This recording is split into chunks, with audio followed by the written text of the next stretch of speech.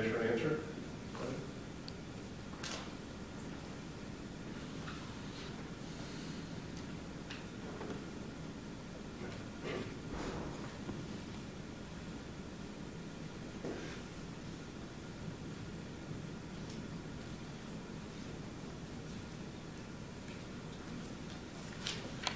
Yeah, and you just go with an opposing torque. So an opposing torque, what element would I feel? That capacitor's going to look like some kind of mechanical element. What is it? Spring? You hear spring, you say spring? More inertia.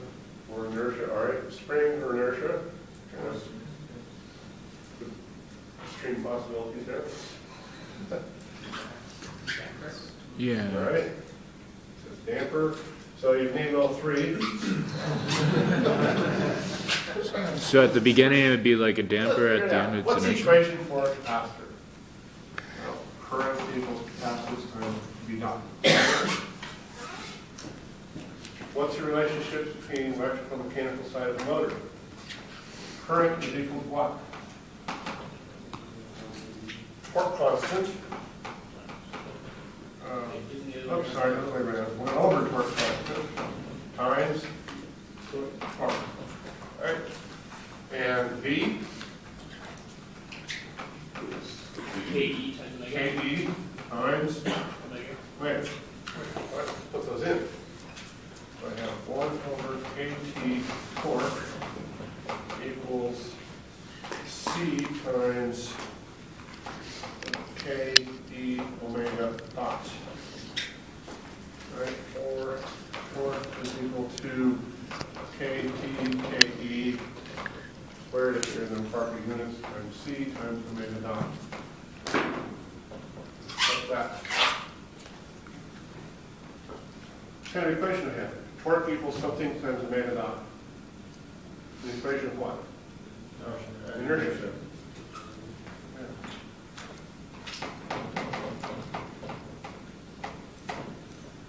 Equivalent inertia. So my fingers feel, it feels heavier. That's faster. And it kind of shows too, we've got so much friction, it wants to quit on it. If you get it spinning here, disconnected, it stops, or reconnected, and discharge.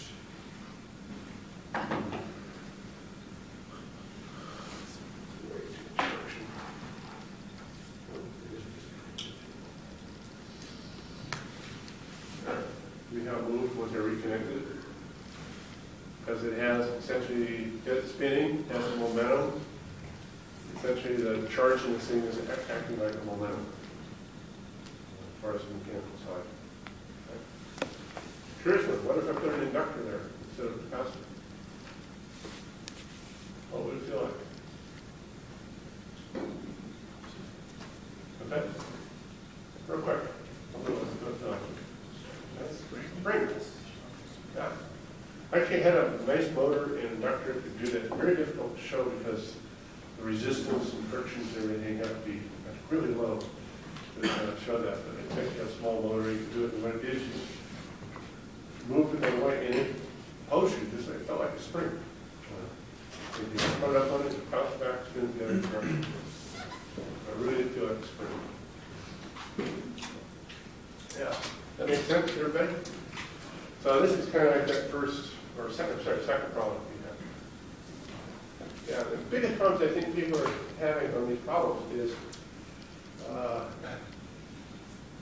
well, one, I'll say, identify the cross variables, which are velocities and things, and then trying to get, you're mixing up angular velocity connections and linear velocity connections.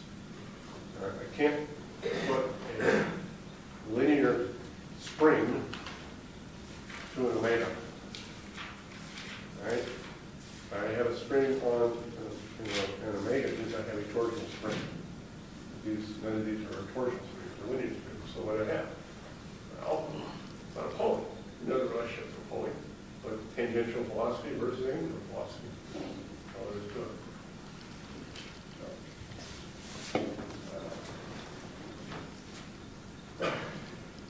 And what was curious curious thing of the first one when you put a current source on a motor. What happened to, The resistance and inductance don't matter. it just dropped out. So the dynamics of the motor disappear, which is why a lot of people try to put current sources onto motors, because the dynamics of motors are going to go away. What's the problem with a current source, current amplifier? Very difficult to make. Right? A lot more expensive. So most people do voltage ones. It's much easier to do. Okay. Any other questions on these ones? We're going to do as far as the model we're going to go. Good. So, get them in tomorrow if you want. Some more time is fine. And this afternoon, I have another class goes to like 1:45, so 2 o'clock on, it's fine. I'm going to come by and have office hours. All right. And Tuesday, Dr. Evan came in and went through a review of linear algebra, got through some of the basics of remembering about how you do the linear equations, and got through similarity transformations. I'm going to go through some special case similarity transformations that we use in class.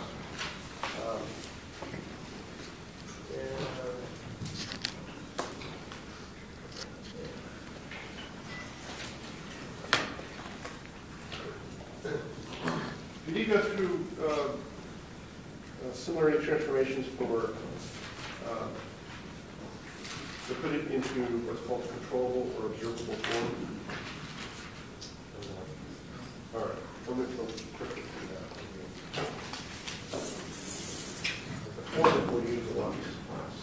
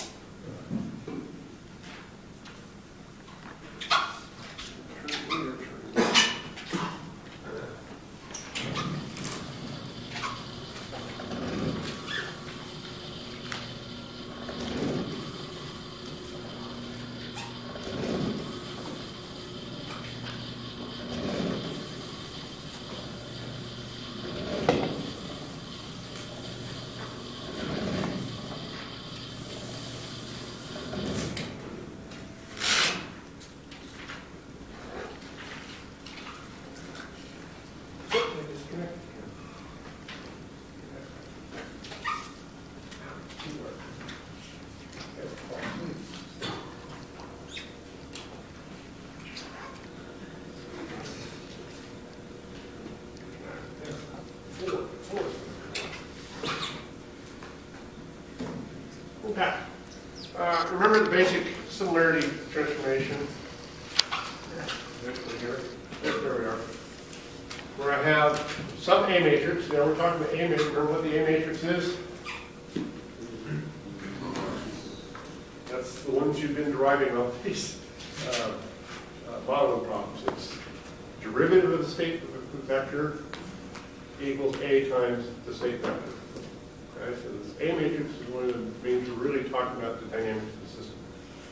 So I want to put this A matrix into some other form, called A hat. Any form, it can be any form I want.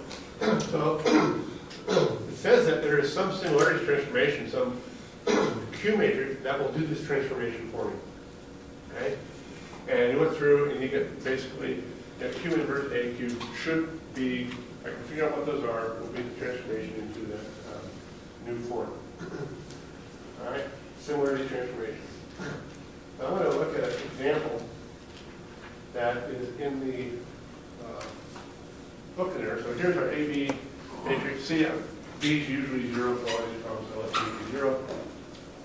And A might be in the form you just derive from your state equation derivation, right? But I don't want those for some reason. I want a different set of dictionaries. Okay. Now here's a very common method we use. I can define the Q matrix, that's similar to the transformation matrix, is the B matrix concatenated with A times B That means A times A times B, A times A times A, whatever I have until I'm done, times B. Right? Later on, we're going to call this the observability matrix. This A, B, or B, AB, AB, so forth. Right? We'll see what the meaning is. But right now, we're going to use it as a transformation matrix. All right, so the idea here is I'm going to have our original state vector, you know, omega the mass, velocity or voltage is capacitor, or whatever the ones are, force and spring. Now we'll put it in a new set of state variables. Okay, now, what are the state equations? All I have to do is take my original Q, or my original X, now substitute Q, X hat everywhere you see it. Right? Q, X hat dot, A, Q, X hat, doesn't affect V times U, and Y is simply C, Q, hat. Right? Put all the Q's on the other side. Oh, I have this transformation here. Q inverse A, Q, so forth. Right? And that will be our new set of state equations. And a new A matrix, new B matrix, new C matrix. So let's do an example of this. So here's A and a B matrix. Not in a particular form here. Nice numbers, but time measure in those things. I can take that A and B matrix and create a Q matrix. What this is that's B. This is A times B. This is A times B. All right, so you can verify those to yourself. All right. So my new A matrix, which is Q inverse, take this, and inverse of it times A times Q, is this. And that's kind of a nice form for what we want to do. You notice I have kind of ones and zeros out here. And just numbers on the last column. This is known, what we'll come up to later is called canonical observable form. Okay. But that last column is kind of neat. They are also called containing form. So I want to look at this thing and show something. If A and A hat are similar, what does that mean? Go through that Tuesday. What does matrices that are similar mean?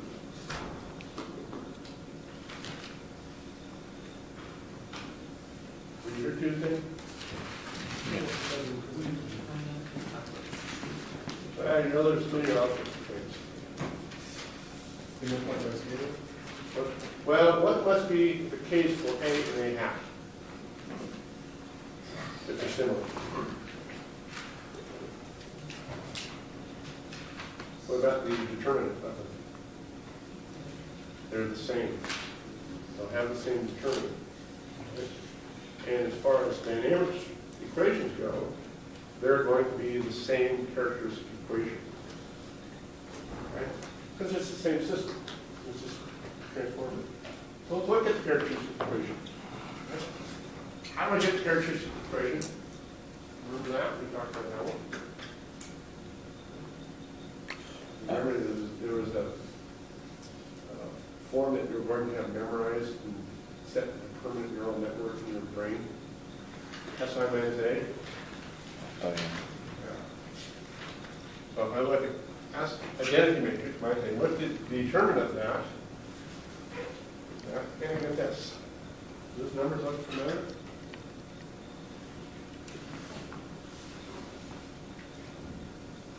Where else have you seen these coefficients? Far right column of that other matrix? Yeah, that's the column that are the form. So those coefficients are basically negative because it's that's the last column of the containing form. So the containing forms are kind of nice. It's something because the characteristic equation shows up in the last column. So yeah. Is it only the last column or can It could be, depends on how you treat it, it could be the last column, it could be the first column. In other forms called controllable form, there'll be the rows, first row, last row or so. But everything else will be ones and zeros. Yeah. Yeah. So it's a very convenient form. All right. Let's see.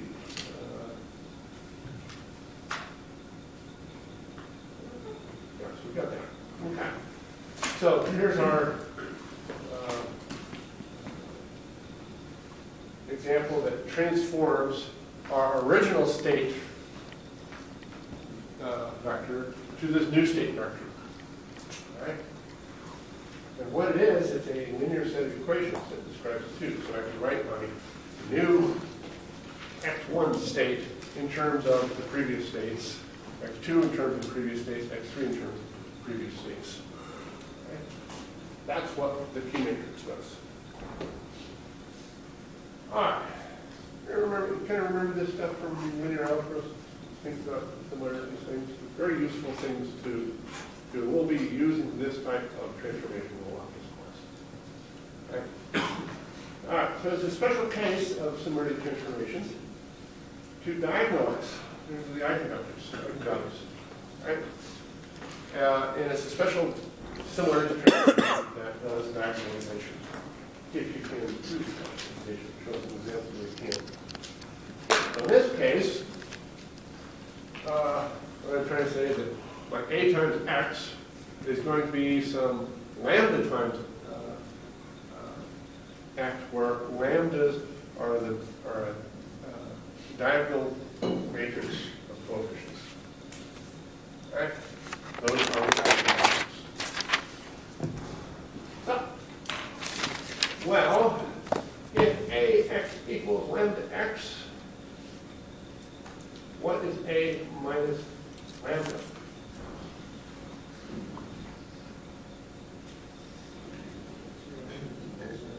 Really, a minus lambda prime must be 0. X is the basis for this. Is that a minus lambda x, and the reason I need the I here is the coefficient I need to match dimensions. X is this basis, and that's the eigenvector, and is there basically an infinite number, right? Because you do not get unique solutions. All right, so A and lambda I are similar. They have the same characteristic equation. The diagonal form, how hard is it to get the characteristic equation, or the determinant if I have a diagonal matrix? It's real simple. It's no calculation. It's just tying everything else.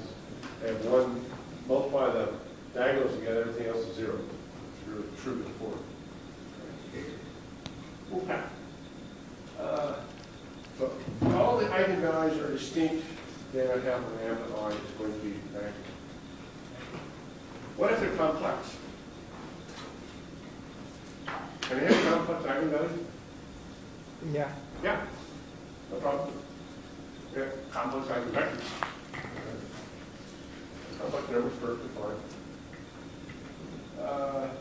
What about repeated eigenvalues? Now there we have a problem.